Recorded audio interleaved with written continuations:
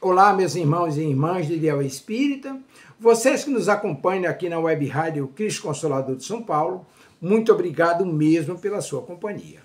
A nossa página Estação da Luz Espírita não tem fins lucrativos.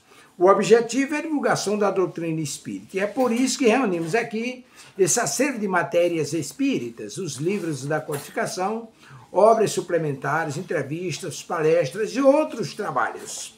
Tudo isso exibidos nos programas das Web Rádio Estação da Luz de Natal e Cristo Consolador de São Paulo, para atender suas necessidades de estudo, pesquisa e lazer. Tudo isso sem fim lucrativo, como já dissemos.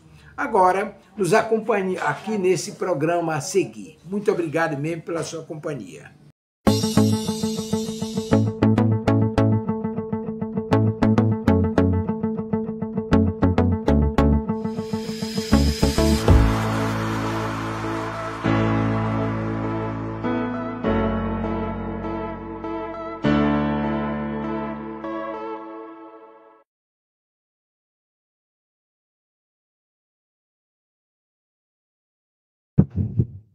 Boa noite a todos, como estamos? Mais uma tarde de domingo reunidos. Eu vou fazer uma prece inicial e aí eu dou início ao nosso lugar. Obrigado, Pai, pela oportunidade desta reencarnação, obrigado por estarmos aqui reunidos, mais uma tarde de domingo, para o estudo da biografia de Chico Xavier sobre a vida desse grande médium, desse grande espírita que tanto nos auxiliou, nos auxilia a entender melhor o plano espiritual, a nossa jornada evolutiva aqui na Terra. Que o Senhor continue nos auxiliando, nos protegendo, nos guiando, nos iluminando hoje e sempre. E permita que nós tenhamos um excelente estudo, de muito aprendizado, de muita compreensão, de muita meditação acerca desse médium e também do Evangelho, que Chico tanto nos ensinou. Obrigado por tudo, graças a Deus e graças a Jesus. Que assim seja. Muito bem, eu vou compartilhar aqui o estudo de hoje.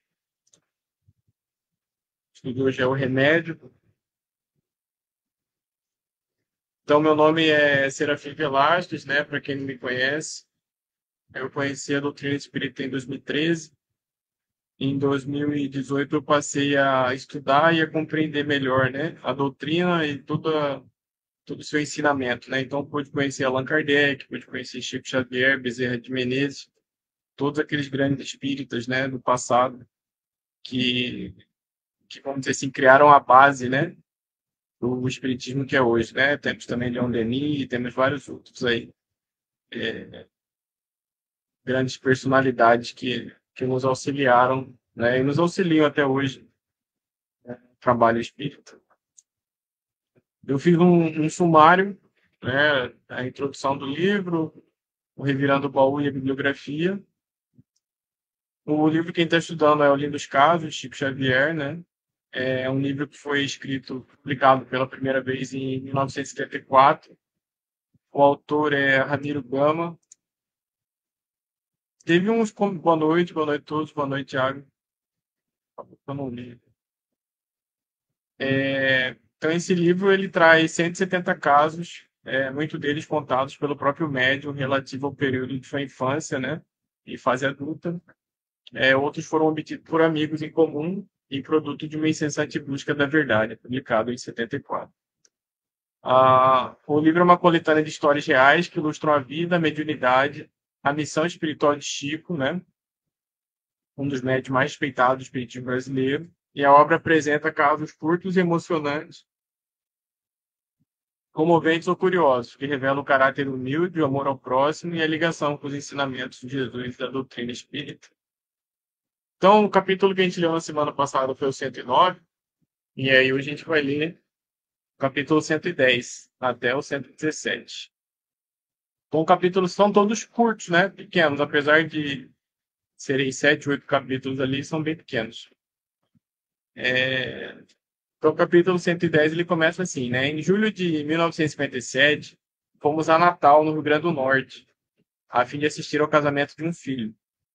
Chegamos às 14 horas numa sexta-feira, e às 19 horas Depois do jantar, fomos visitar a Federação Espírita, que tinha como presidente o distinto confrade professor Abdias Antônio de Oliveira, já desencarnado. Foi uma festa de corações afins, que se estimam e sentem as mesmas responsabilidades junto ao Cristo. Tomamos parte na sessão doutrinária, que começou às 19h30. Instado pelo presidente e sentindo a elevação do ambiente, falamos aos caros amigos nordestinos.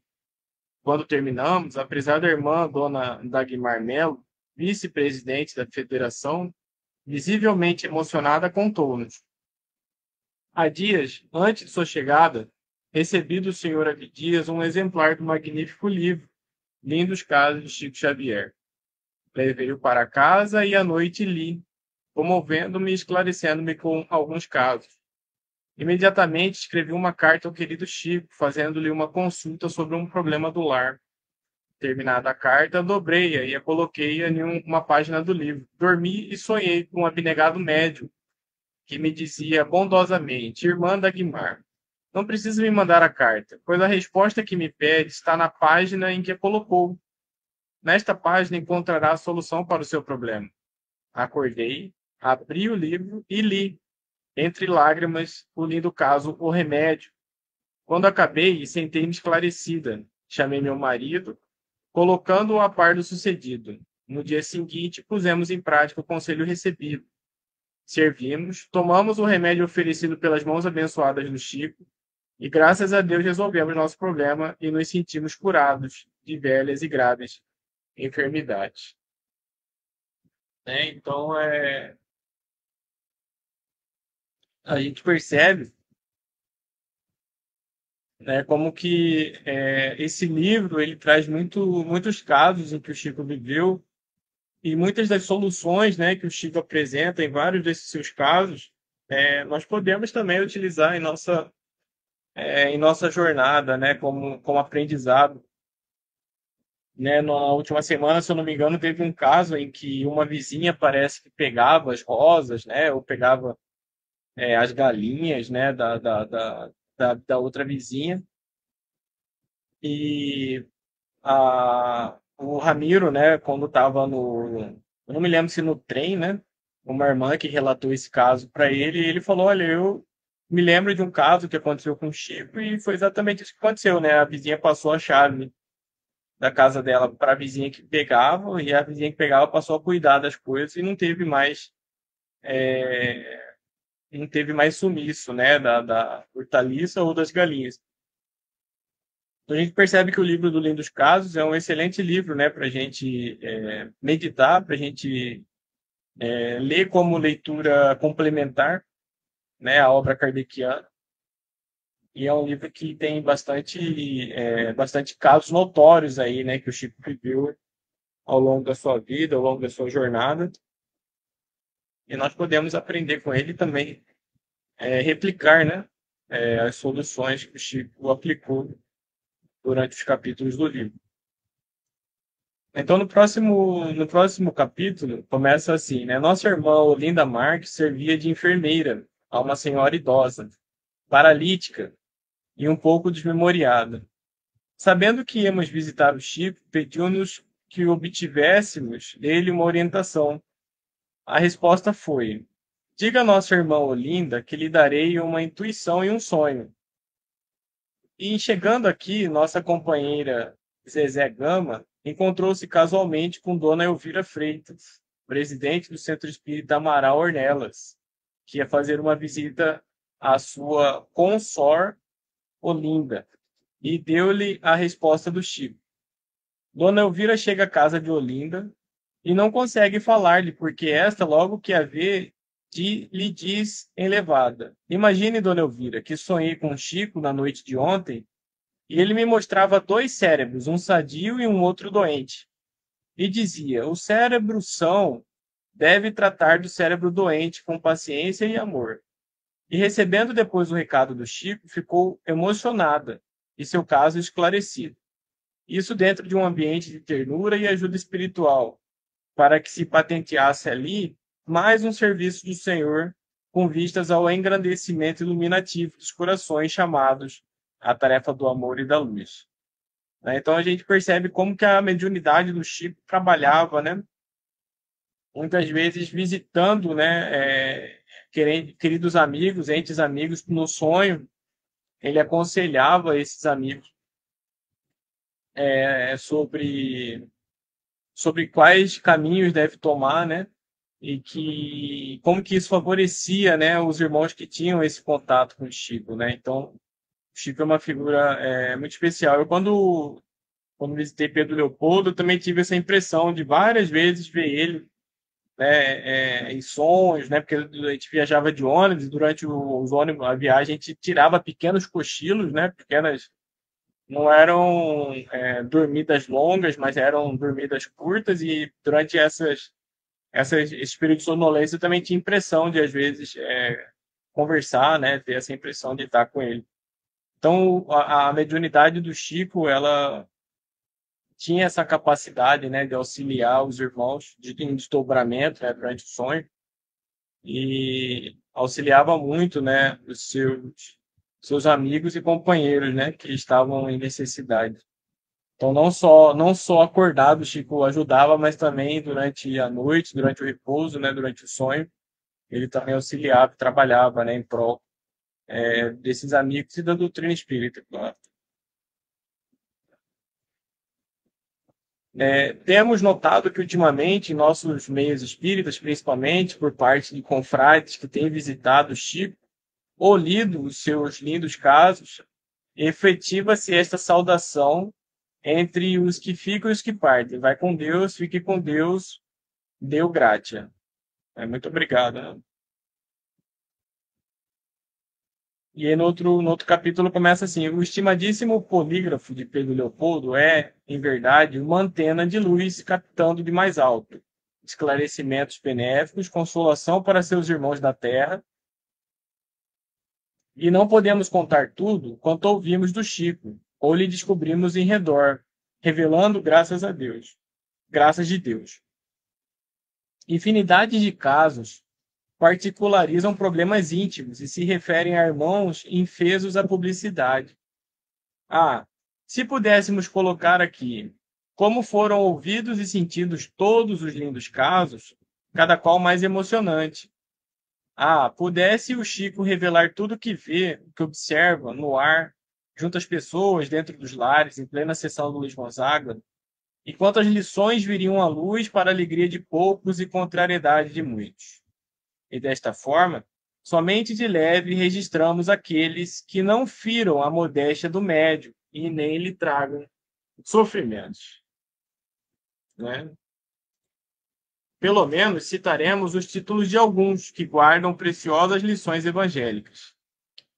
Comerciando com Deus, Boaventuristas, o homem do sedã. Aqui ele está citando alguns casos, né, em que não pôde contar, né, de forma detalhada todos os casos e quadros que o Ramiro viu e presenciou ali junto com o Chico, porque muitos quadros, né, eles entram em particularidades e assuntos íntimos que poderiam ferir não só a pessoa que estava, né, passando pelo quadro, mas também o próprio médium, né? Então o Ramiro está explicando para a gente que os casos que ele pôde anotar, né, que ele pôde transcrever no livro, foram os casos em que para ele ficou nítido que não ia ferir nem as pessoas que estavam envolvidas, nem o próprio médium. Né? Então é por isso que ele cita alguns títulos, né, que ele escreveu que guardam lições preciosas. Né? E aí aqui ele está citando esses títulos, né, do próprio livro. Então ele continua, né? O Homem de Sedã, Uma Flor e uma Prece, Vida Noturna, A Coisa Mais Difícil, A Escolha das Reses, Guia Atrasado, Colaboradores Dedicados, Meu Deus é Outro, Se Esperasse, A Máquina de Escrever, Seu Desejo Maior, A Lição do Bife, Mau Alimento e Mágoa, Parafuso Pedindo Férias, Conheçamos a Nós Mesmos, Datilógrafo da Espiritualidade, Trabalhite Aguda, A Grande Socada, Se Fosse Preso, A Arte Não é Para Mim, Chico Xavier é Preso por Engano, Depois Ficou Pior, água e conselho. Seremos uma estrela de 5 raios, remédio contra a vaidade, cachorro, o espírito, uma flor murcha que revive, o contaminador, bela lição evangélica e muitos outros que somente virão à publicidade se o abnegado servidor de Cristo, que é Chico Xavier, nos autorizar. Então, esses são outros casos que o Ramiro anotou, né, mas ele não pôde publicar no livro, porque, como eu expliquei, se referia às vezes a coisas íntimas, né, problemas de cunho íntimo, e seria muito difícil, né, você trazer isso a público e tornar isso público, porque nós que frequentamos casas espíritas e temos contato com o público sabemos, né, da diversidade dos casos, como muitos casos eles afetam, né, uma família, afetam um indivíduo, então acaba que às vezes é difícil transcorrer, né, para o livro e torná-lo público, né? Então o Ramiro anotou todos esses casos, mas preferiu não publicar, né? Ficou aguardando aí uma autorização do Chico, né, para que fosse possível publicar, né? E parece que não publicou, né? Porque eu tenho, acho que duas ou três edições desse livro. Ele praticamente não altera muita coisa, né? Eu vou ver. Eu tenho uma edição mais nova que eu tenho que tá perdida em casa, né? Eu tenho que procurar. A que eu tenho, que eu faço estudo, ela é mais velhinha, acho que ela é uma das primeiras, né? Então, essa das primeiras, ela tá praticamente igual ao PDF que eu tenho. Ah, muito bem, vamos para o próximo capítulo. Alguém procura o imprantos porque fora vítima de uma maledicência, da vingança de um adversário, e cita-lhe o nome. E o caríssimo médium, estatuário de infinidades de problemas, de queixas, de anseios, os mais extravagantes, sofre e chora, para daí instante prelicionar. Perdoe, minha irmã, seu ofensor. Procure ter dó, comiseração de seu adversário, porque daqui a uns 15 dias ele vai sofrer mais do que você. Vai passar por uma prova tão dolorosa, visto que apenas tem semeado espinhos em sua estrada, que você vai comiserar-se dele e esquecer o mal que ele fez. Não procure, pois, vingar, revidar o insulto recebido. Deixe que cada um seja vingado por si mesmo, até compreender com Jesus o benefício do perdão e o esquecimento das ofensas. O previsto aconteceu. O ofensor, 15 dias depois, colheu o que semeara. Sofreu tanto que o povo do lugar em que residia soube e dele se comiserou, inclusive nossa irmã, a quem tanto fizera mal. Em mais uma lição do perdão, vitoriou os princípios salvadores do Evangelho. Então, a importância do perdão em nossa jornada evolutiva, né? Apesar da gente, muitas vezes, nos sentirmos injustiçados por alguma situação, por alguma pessoa, o perdão ele ainda continua e vai continuar sendo para sempre o remédio, né, para a solução desses quadros, né, desses casos. A gente percebe que essa irmã havia ficado magoada, mas o Chico já havia previsto, né, que algo iria acontecer com esse irmão. E o Ramiro ele é muito discreto, né, em não citar o que aconteceu. A gente consegue imaginar, né, quadros, mas não dá para saber exatamente o que é. E de fato, né, a senhorinha ouviu o Chico e perdoou, e também o previsto ocorreu, né? Então, a gente percebe como que a importância do perdão, ela não tem a ver com o outro, tem a ver com você, né? Você joga para Deus, né? Você abre mão de um fardo que você poderia carregar, né? E acaba que você deixa para o outro, né? Tomar a decisão dele se ele quer continuar daquela forma ou não. Né? Então, são todos condutas, né? A gente percebe na doutrina espírita uma conduta, né? Uma forma da gente conseguir resolver, né? Os nossos problemas, os nossos casos aqui no planeta Terra. E o perdão, né? Ele não é só um remédio espírita, né? É um remédio cristão, né? Jesus sempre pregou acerca do perdão, a importância do perdão. Então a gente está vindo aqui para um penúltimo capítulo do Livro dos Casos. A nossa querida irmã Naná, né, a Naná era amiga do Chico, né, proprietária do Hotel Diniz, possui uma série de lindos casos do Chico. Apenas este nos autorizou a publicar. Em 1943, em dias do mês de julho, achava-se gravemente enferma e não sabia.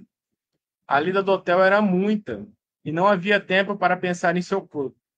Encontrou-se com o Chico na porta do correio, que lhe disse: Naná, o espírito de sua mãe esteve comigo há pouco e pede para você urgentemente procurar o Dr. José de Carvalho, pois você está muito doente e não sabe, e pode de um momento para o outro desencarnar e partir fora do tempo. Dona Naná procurou um médico que era de confiança de sua família, que lhe diagnosticou apendicite e insupuração. Foi imediatamente hospitalizada e operada horas depois, no momento exato. Se passasse um dia, talvez seu espírito tivesse desencarnado. Então, a apendicite, ela é algo que os médicos, assim, a princípio ela não tem muita utilidade no nosso corpo, né? Alguns dizem que tem a ver com a nossa evolução e quando nós éramos, né? Porque nós fomos evoluindo, né? De animais pequenos para animais maiores e acabou que a apêndice, né? Ela é um resquício da nossa evolução que não tem muita hoje não se sabe muito a utilidade do apêndice, mas ele incha, né? Ele fica muito inchado e é uma dor extrema e pode levar à morte, né? Então, mais uma vez a gente vê, né, a mediunidade do Chico auxiliando, né? Uma irmã, a irmã Naná, a dona Naná, ela era próxima ao Chico, ela tinha uma amizade com o Chico, né? Então, ela relatou isso para o Ramiro, né? Para o Ramiro anotar como de fato era real esse quadro dela, né? E ela era muito atribulada com o seu trabalho e acabava que não fazia muito check-up geral, né? Não tinha muito tempo para isso. E sorte que ela recebeu esse aviso e sorte também que ela deu ouvidos ao aviso, né? Porque não só é importante receber, mas é importante também prestar atenção e dar ouvidos, né? Ela foi no médico e de fato percebeu que era um quadro grave, né? Uma situação grave.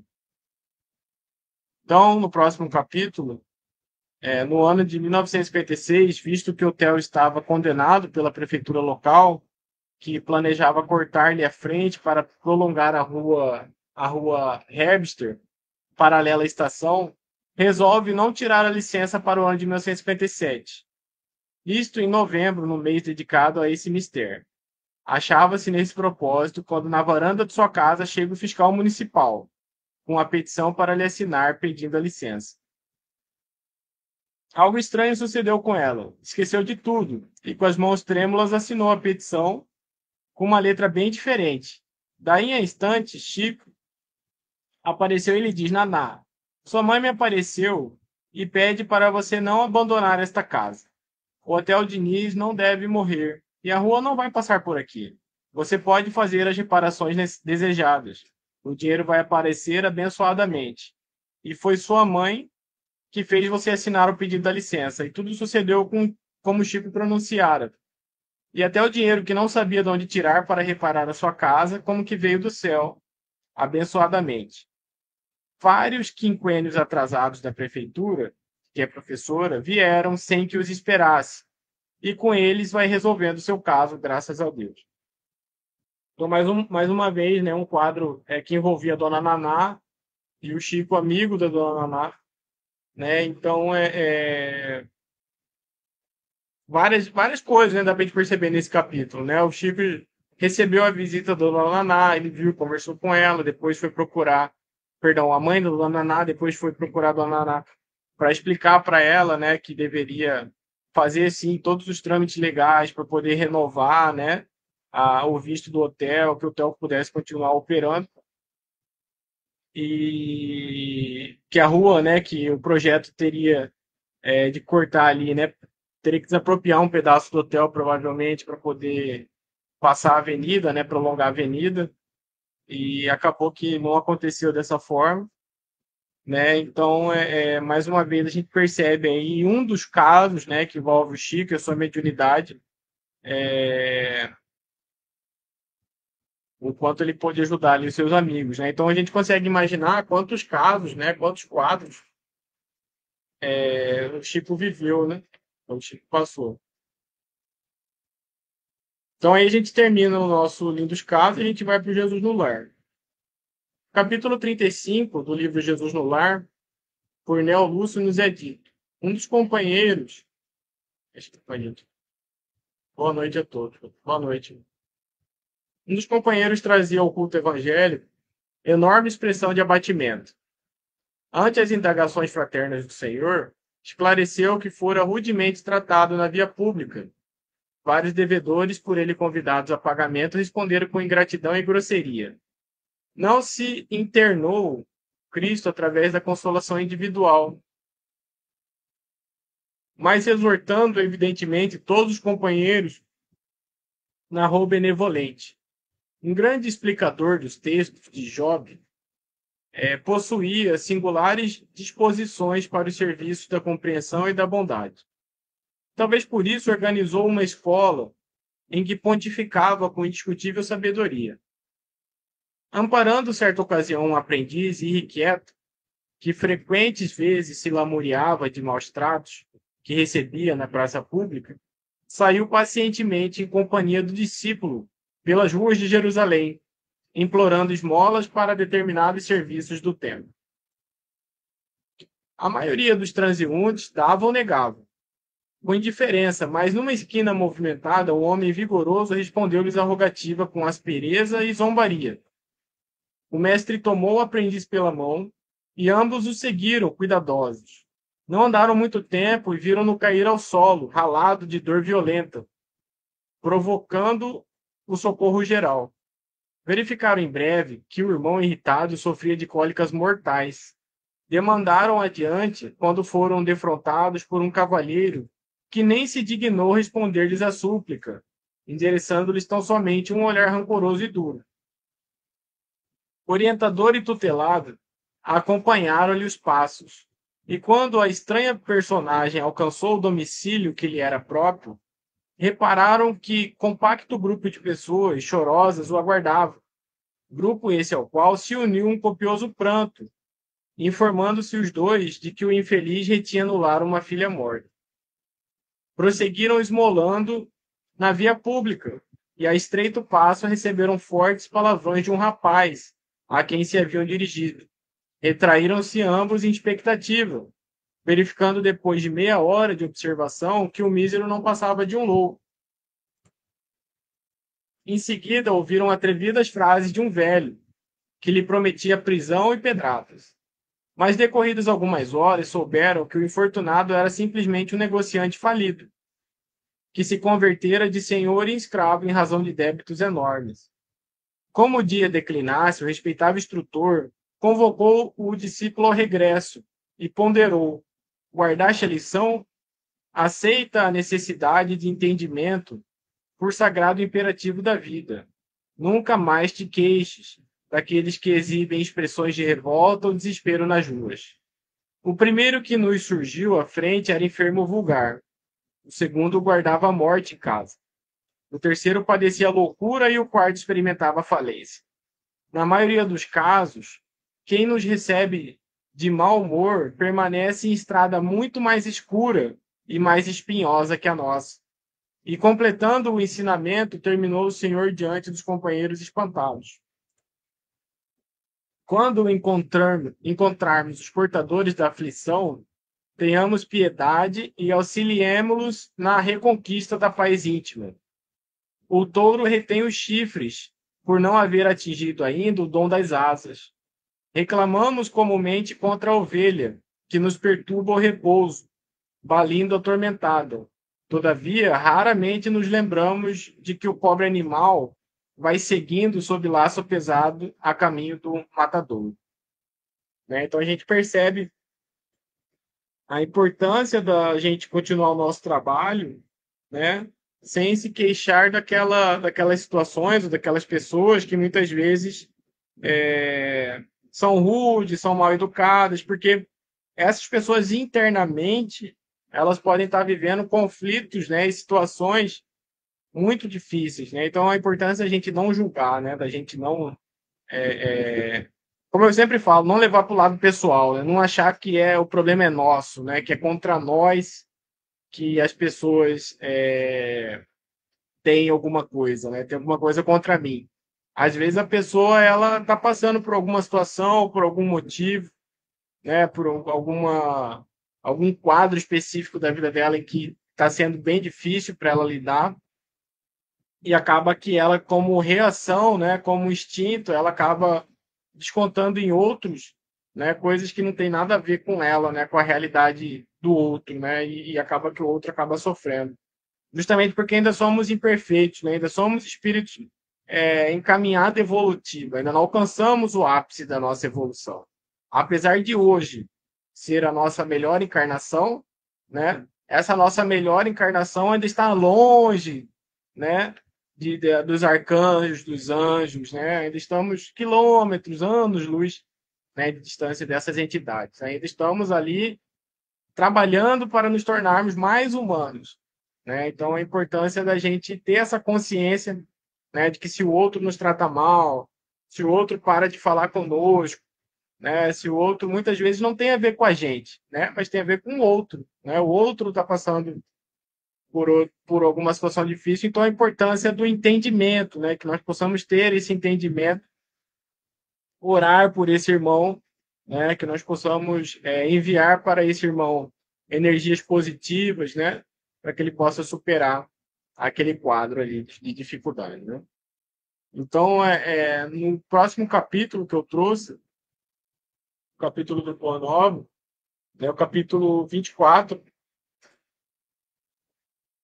Jesus havia chegado a Jerusalém sob uma forte chuva de flores. De tarde, após a consagração popular, caminhavam Tiago e Judas lado a lado, por uma estrada antiga, marginada de oliveiras, que conduzia às casinhas alegres de Betânia.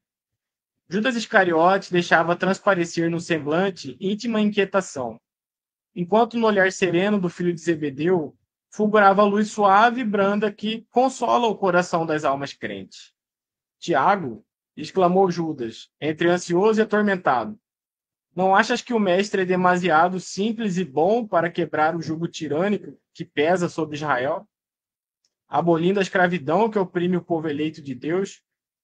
Mas, replicou o interpelado, poderias admitir no mestre as disposições destruidoras de um guerreiro do mundo?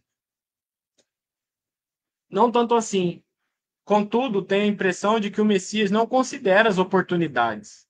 Ainda hoje tive a atenção reclamada por doutores da lei, que me fizeram sentir a inutilidade das pregações evangélicas, sempre levadas a efeito entre as pessoas mais ignorantes e desclassificadas. Ora, as reivindicações do nosso povo exigem um condutor enérgico e altivo. Israel, retrucou o filho de Zebedeu, de olhar sereno, sempre teve orientadores revolucionários. O Messias, porém, vem efetuar a verdadeira revolução, edificando seu reino sobre os corações e nas almas. Judas sorriu algo irônico e acrescentou, mas poderemos esperar renovações sem conseguirmos o interesse e a atenção dos homens poderosos? E quem haverá mais poderoso do que Deus, de quem o mestre é o enviado divino? Retruca Tiago, né? Em face dessa invocação, Judas mordeu os lábios, mas prosseguiu. Não concordo com os princípios de nação e creio que o evangelho somente poderá vencer com o amparo dos prepostos de César, ou das autoridades administrativas de Jerusalém que nos governam o destino. Acompanhando o mestre nas suas pregações em Cesareia, em Sebaste, em Corazim e Betsaida, quando das suas ausências de Cafarnaum, jamais o vi interessado em conquistar a atenção dos homens mais altamente colocados na vida. É certo que de seus lábios divinos sempre brotaram a verdade e o amor, por toda parte, mas só observei leprosos e cegos, pobres e ignorantes, abeirando-se de nossa fonte. Jesus, porém, já nos esclareceu, obtemperou Tiago com brandura, que o seu reino não é deste mundo. Imprimindo aos olhos inquietos um fulgor estranho, o discípulo impaciente revidou com energia: vimos hoje o povo de Jerusalém atapetar o caminho do Senhor com as palmas da sua admiração e do seu carinho. Precisamos, todavia, impor a figura do Messias às autoridades da corte provincial e do templo, de modo a aproveitarmos esse surto de simpatia. Notei que Jesus recebia as homenagens populares sem partilhar do entusiasmo febril de quantos o cercavam. Razão porque necessitamos multiplicar esforços em lugar dele, a fim de que a nossa posição de superioridade seja reconhecida em tempo oportuno. Então a gente percebe como que Judas Iscariote, ele tinha uma interpretação, né, equivocada naquela época sobre a missão de Jesus, né? Jesus não veio para conquistar os reis, né? As posições mais altas do Estado, né? Do governo de César, do governo judaico da época, né? Do templo. Ele veio justamente para que aqueles que tivessem necessitados, né? Aqueles que tivessem com a alma doente, necessidade de amparo, de ajuda, recebessem, né, o necessário remédio, né, o necessário acolhimento, o necessário ajuda que o povo precisava. E Judas interpretava que o reino que Jesus veio trazer era o reino de Davi, né? Era o reino de Israel, o reino da espada, na verdade. Né? E a verdade é que Jesus não veio trazer esse reino. Jesus veio trazer o reino de Deus aos homens. Né? Então ele era um reino diferente. Isso era uma interpretação até relativamente comum à época, o reino davídico, né? Porque o povo de Israel interpretava que o reino prometido ao povo judeu era um reino de domínio sobre os outros povos. Que o povo de Israel teria um domínio militar, assim como Roma teve, né? Um domínio econômico, um domínio militar sobre os outros povos.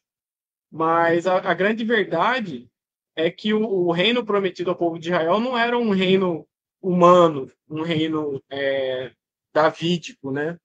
Era um reino espiritual, né? Era um reino de Deus.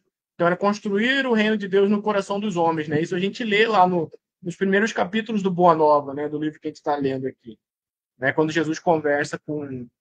Logo quando ele é ainda mais menino, ele é mais jovem, que ele conversa com um doutor da lei, ele fala: o que você está fazendo? O doutor da lei pergunta: o que você está fazendo? Ele fala: não, eu estou planejando aqui, pensando como que eu vou construir o reino, né?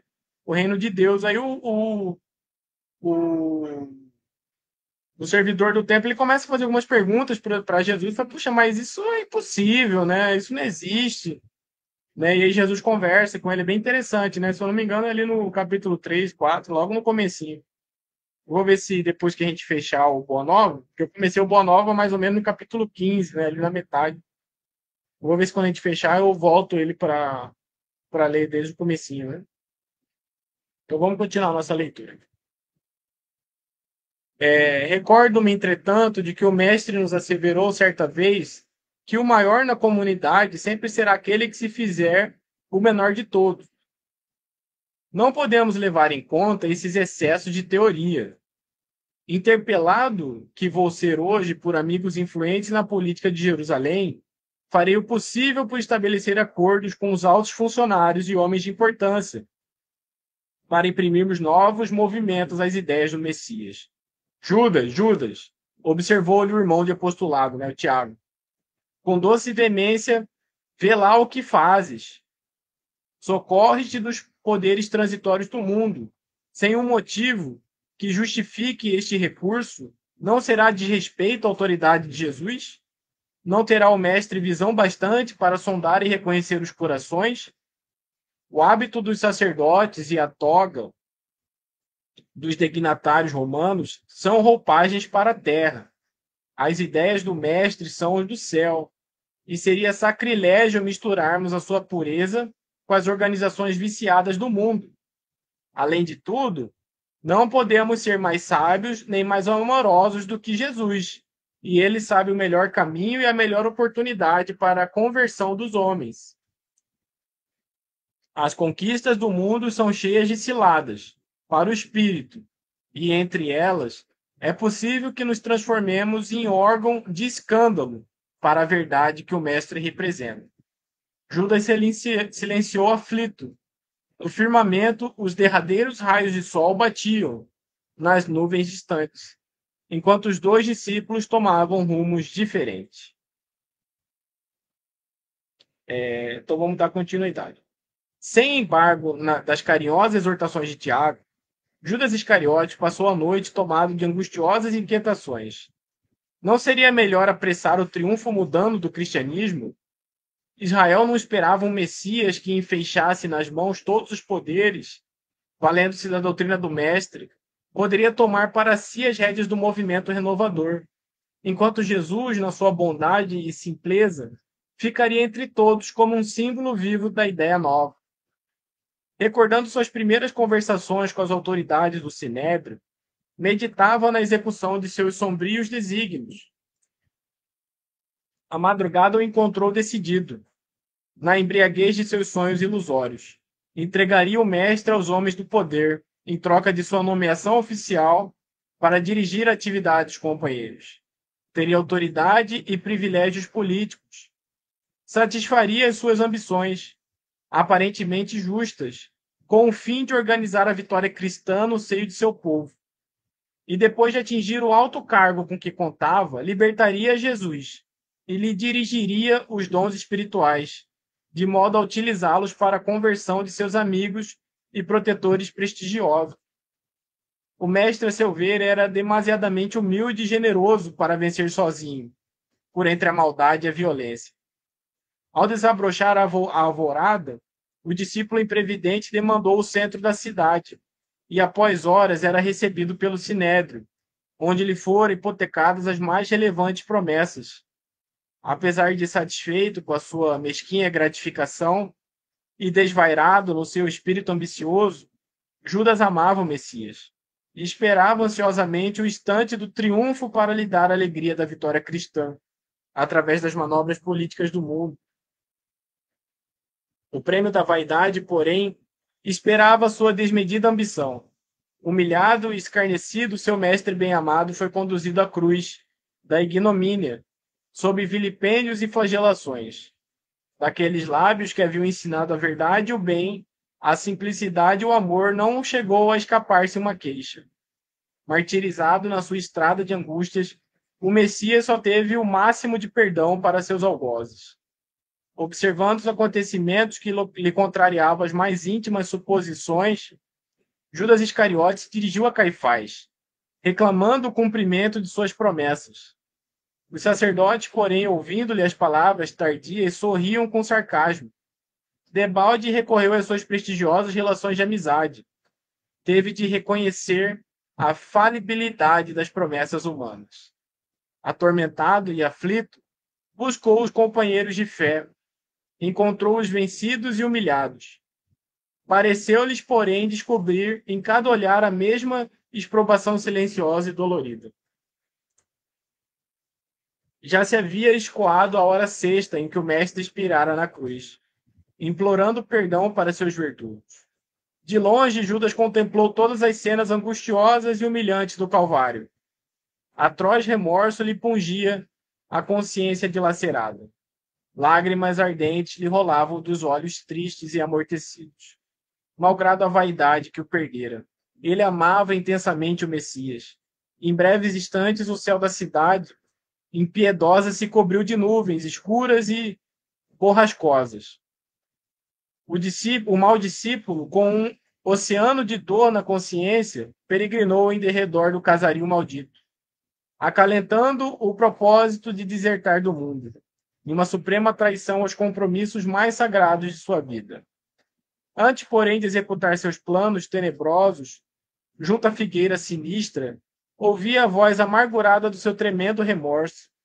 Relâmpagos terríveis rasgavam o firmamento. Trovões violentos pareciam lançar sobre a terra criminosa a maldição do céu, vilipendiado e esquecido.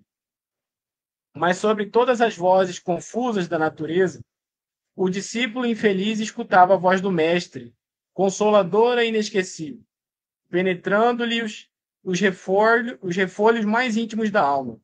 Eu sou o caminho, a verdade e a vida. Ninguém pode ir ao Pai senão por mim. Né? Então, nesse capítulo, a gente percebe, né, que Humberto dedica ao quadro que Judas viveu, os motivos, né, que levaram Judas a essa traição quanto aos ideais de Jesus, né? Apesar de ele amar muito Jesus, né, e Jesus ter o escolhido para ser apóstolo dele, né? Jesus ter dado essa chance para ele, né? Viver entre ele e entre os apóstolos dele, né? Torná-lo um apóstolo, né? Mesmo assim, Judas ele analisa a missão e a vida de Jesus na superficialidade, né? Comete um erro que ele cometeu, né? Não parando para perceber as chamadas de atenções que Jesus fazia com ele, né? Porque não só no livro Boa Nova, mas em outros livros também mostra, né, que Jesus chamava a atenção de Judas, né? Jesus ele concedia a Judas oportunidades dentro do grupo. Se eu não me engano, Judas era o cara que cuidava, né, das finanças do grupo, era o cara que recolhia as moedas que o grupo ganhava de doações, né, e tudo mais, né? E então Jesus oferecia para Judas essa oportunidade de trabalho ali no meio. E mesmo assim, ele mesmo conversando com Tiago, né, mesmo Tiago também o orientando, ou seja, outros apóstolos também o orientaram de que a forma como ele pensava estava enganada, não condizia com o que Jesus tinha interesse, né, em fazer no mundo, não tinha lógica com o ensinamento de Jesus, né, justamente porque o reino de Jesus não era um reino político, né, como de repente Judas pensava que seria. E aí Humberto traz para a gente esse capítulo, né, para a gente poder entender um pouco o que fez, né, um espírito que recebeu tanta oportunidade de Jesus, um espírito que recebeu é, não só Judas não só viu os milagres, né, que Jesus fez, mas ele teve a oportunidade de conversar com Jesus diretamente, pedir conselhos, né, pedir orientações, e mesmo assim ele é o cara que é responsável, né, por entregar, vamos dizer assim, Jesus, né, ele entrega Jesus ao Sinédrio em troca de promessas vazias, né, em troca de coisas que ele achava que poderia acontecer e não conseguiu perceber a manipulação ali do Sinédrio, né? Claro que existe uma manipulação quanto a Judas e ele não conseguiu perceber isso e a gente percebe que ele só desencarna depois do término da crucificação, né? Muitas pessoas acham que ele desencarna antes, mas Humberto vem trazer para a gente que ele desencarna após o fim, né, do evento da crucificação. E aí ele toma a decisão difícil que ele tomou, que ele poderia encarar de frente a decisão que ele tomou, né? Poderia tentar durante toda a sua vida, né? Reaver, né? Reajustar o erro que ele cometeu, mas ele prefere se retirar, né, da vida, fugindo, né, das decisões que ele tomou. E claro que a gente vai ver depois que ele é amparado na espiritualidade por Maria de Nazaré, por Jesus, né? Todos esses espíritos tentam auxiliá-lo, né? No plano espiritual. Judas vai reencarnar mais para frente como Joana d'Arc, né? Joana d'Arc com um papel importantíssimo que ela teve não só na França, mas no mundo, né? Considerada santa, né? Pela Igreja Católica. Então, Judas vai encontrar, né, somente mais de 1.500 anos depois, ele vai encontrar sua redenção como espírito, né?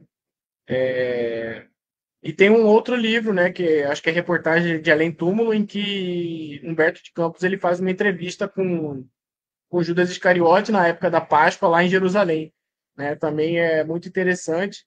E Judas também vai relatar muito do que está escrito aqui no Boa Nova, vai relatar também essa manipulação que teve do Sinédrio, né? A forma como ele pensava era uma forma errônea, né? Justamente o que a gente está lendo aqui. Tá bom? Então, esses são os 3 livros que a gente usou para a gente fazer o estudo de hoje. Foi Lindos Casos de Chico Xavier, do Ramiro Gama, Jesus no Lar, de Neo Lúcio por Chico Xavier e o Boa Nova de Humberto de Campos por Chico Xavier também. Na semana que vem nós vamos ler Visita Medicamentosa no Livro dos Casos, Jesus no Lar a gente vai ler O Problema Difícil e Boa Nova eu pretendo ler A Última Ceia, né? Dependendo do tamanho dos capítulos para poder encaixar dentro de 1 hora de estudo. Mas eu pretendo ler também A Última Ceia, que é um capítulo um pouco mais longo, né? Exige um pouco mais de meditação, mas eu vou tentar. Então, muito obrigado. Se alguém quiser falar alguma coisa, pode falar, vou tomar uma água.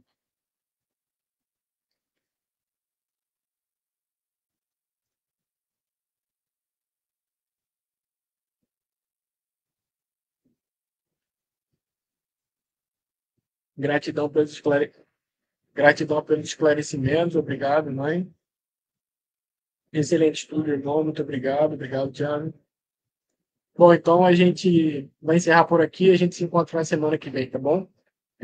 Um excelente final de domingo para todos. Uma excelente semana que se inicia, tá? Muito obrigado pela presença de vocês. Deixa o like aí. Segue o nosso canal da rádio, tá? E muito obrigado. Até semana que vem. Tchau, tchau. Chegamos ao final do nosso programa. Muito obrigado por ter nos acompanhado nesse trabalho e aguardo você na próxima atração.